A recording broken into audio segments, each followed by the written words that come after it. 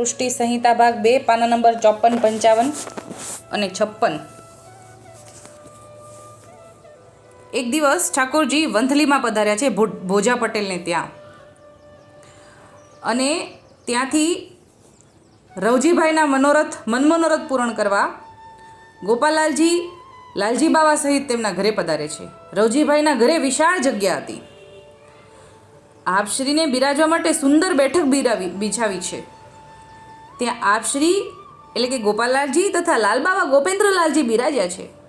રવજીભાઈના ઘરના પટલાણી જમકુએ આપશ્રીને તથા લાલબાવાને તિલક કર્યું, આરતી કરીને ન્યોછાવર કરી અને ઠાકોરજીના ચરણમાં બંને કાનની સુવર્ણની ટોટી ધરી દીધી, એટલે કે સોનાની કાનમાં પહેરવાની ટોટી ધરી દીધી, એટલે અર્પણ ઠાકોરજીને ભેટ જ ધરી દીધી। રવજીભાઈએ આપશ્રીના ચરણમાં રોકડ રકમની થેલી ધરીને ચરણ સ્પર્શ કર્યા। રાજ, અમારા રાંકનું બીજું જાજુ ગજુ શું જે આપને યોગ્ય સન્માન કરીએ? પ્રભુજી અતિ પ્રસન્ન થતા તેનો ભાવ જોઈને કહ્યું, રવજી, ભાવ શું જો ભેટ ધરે સો ભેટ સમજનો, નાતર ભેટ કેસો એટલે કે નાની મોટી ભેટ, ઓછી વધુ ભેટનું અમે નથી સમજતા। અહીંયા ગોપાલાલજી એવું આજ્ઞા કરે છે કે જે ભાવથી ધરે ને એને જ ભેટ સમજવી, નહીં તો ભેટ કેવી? જો પ્રતિષ્ઠા કે લીએ કછું ન કરનો સો ભેટ નાહીએ, એટલે કે દેખાડો કરવા માટે, પ્રતિષ્ઠા માટે જો ભેટ ધરો તો એ ભેટ નથી। લોક દેખાવત નહીં કરનો અંતઃકરણ સુધરનો સો ભેટ હમકુ રૂચે હે, એટલે દેખાડો માટે નહીં કરવાનો, હૃદયથી જે તમે ધરો એ જ ભેટ કહેવાય, એ જ અમને રૂચે, બાકી ન રૂચે। પછી ઠાકોરજી આજ્ઞા કરી કીર્તન સમાજ કરો। હવે કેટલું મોટું અહીંયા ઉપર બતાવ્યું એ પ્રમાણે વિશાળ જગ્યા છે રવજીભાઈના ઘરે, અને સન્મુખ કીર્તનિયા બિરાજે છે, ઘણું બધું વૈષ્ણવ જૂથ છે। હવે એકાબીજા ત્યાં આગળ કીર્તનિયા પણ છે અને શીઘ્ર કવિઓ પણ છે કે તરત જ પદની રચના કરી દે, ઠાકોરજીનું દર્શન કરતા હોય તરત જ પદ સ્ફુરે, ઠાકોરજીની લીલાનું તરત ગાન કરે, એવા પણ ભગવદીઓ છે। હવે શ્રીજી બધા વૈષ્ણવના મહેરામણને નિરખતા પ્રજેશ્વર લાલનજી મુસ્કુરાઈ રહ્યા છે અને અન્નાજી પ્રતિ મૃદુવાણી દ્વારા કહે છે, એટલે કે ગોપેન્દ્રલાલજી ગોપાલાલજીને કહે છે, અન્નાજી એ સબ કે મનોરથ કેસે પૂરણ હોય ગે, એટલે કે આ બધાના મનમાં જે ચાલી રહ્યા છે મનોરથ એ કેવી રીતે પૂરા થશે? સોરઠ કે જીવ કી ઇતની વિનતી હૈ, જો રાત દિન શ્રમ ઉઠાવે તો હું ઇનકો મનોરથ પૂરણ નહીં કરી શકે। એટલે ગોપેન્દ્રલાલજી એમ કહે છે કે આટલા બધા જીવોના કેટલા બધા મનોરથ છે, જે આપણે દિવસ રાત પણ શ્રમ ઉઠાવશું ને તો પણ આ લોકોના મનોરથ પૂરા નહીં થઈ શકે, એટલા બધા મનોરથ છે। પ્રભુ શ્રી ગોપાલાલજી લાલબાબાની મધુર સલોની વાણી સાંભળીને મુસ્કુરાતા મૌન રહ્યા, એટલે અન્નાજી મૌન રહ્યા, ગોપાલાલજીએ કાંઈ ના બોલ્યું।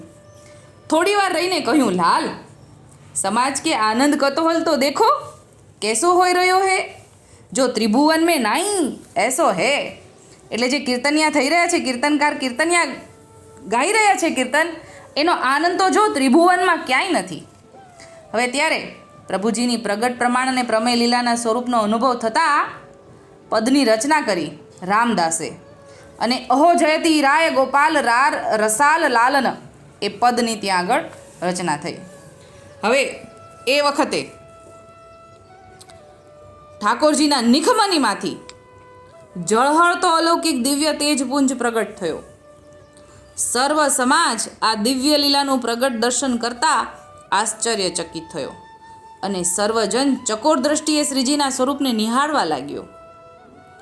ગિરિરાજ ધરણ લીલાના વ્રજભક્તો સહિત સર્વને અલૌકિક દર્શન થયા। કેવા દર્શન થયા?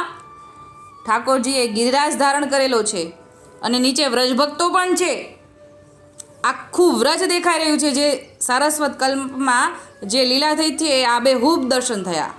અલૌકિક વ્રજભૂમિ, રત્નમણિમય ગિરિરાજ કિશોરવયનું સ્વરૂપ ધારણ કરીને આપશ્રી પોતાનો વામ હસ્ત ઊંચો કરતા ટચલી અંગુલી ઉપર રત્નમણીઓથી ઝળહળતો ગિરિરાજ ધારણ કરી રહ્યા છે। અનેક વ્રજભક્તો, ગોપ ગોપીઓ અને ગાયોના વૃંદ આસપાસ વીંટળાઈ રહ્યા છે. આપ શ્રી મંદ મંદ મુસ્કુરાઈ રહ્યા છે.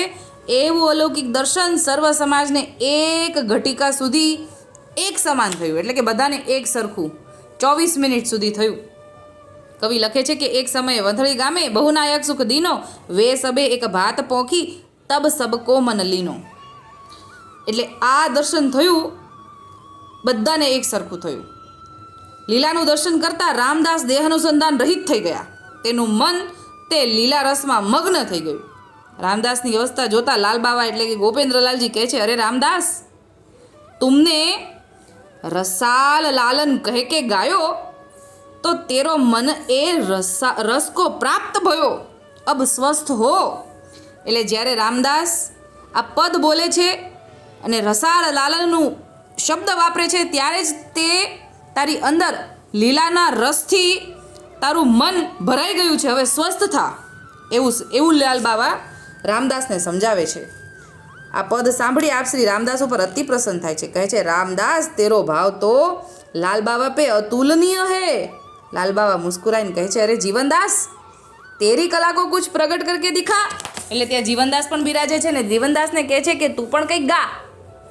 એટલે ખ્યાલનું પદ ગૌરાવે છે જીવનદાસ. અધમો ઉદાહરણ એહી બને, બહોત અધમો ઉધારે આગે, જાત ન કોઈ કીને. આ સમયે રાગ રંગ અને તાલના સ્વરને જાણકાર પ્રસિદ્ધ મૃદંગ વાદક રામદાસ મૃદંગ બજાવવા બેઠા છે. તાલ મેળનો આજે ભારે રંગ જામ્યો છે અને આ પદ બોલે છે. રામદાસે ખ્યાલના પદમાં મૃદંગના વિવિધ તાલ વગાડીને સર્વને અતિ આનંદ આવ્યો. એટલે આ બધું જૂથ ત્યાં બિરાજે છે અને ત્યાં ને ત્યાં બધા જૂથે ત્યાં ને ત્યાં પ્રગટ કર્યું. આ ઠાકોરજીના દર્શનની સાથે સાથે આ દોડ પ્રગટ કર્યું છે અને અતિ આનંદ આવી રહ્યો છે એવું અહીંયા સમજાવી રહ્યા છે. પછી તો ત્યાં સેંદરડિયા મોરારદાસ પણ છે અને સેંદરડિયા મોરારદાસ પણ ઠાકોરજીના સ્વરૂપને જોઈને ખૂબ નાચી રહ્યા છે, ખૂબ નાચ્યા.